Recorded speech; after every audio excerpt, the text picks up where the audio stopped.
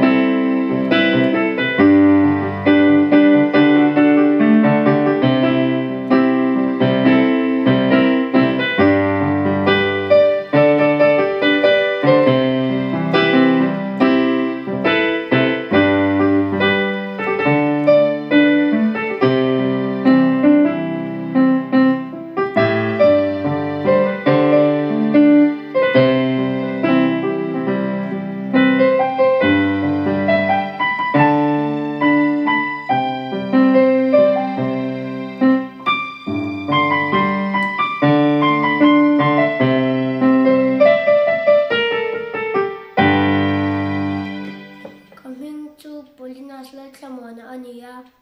kumkwa ka hmang me ka zonom aizola kan oma ka video hi milo la sak vek turin ka ngena chau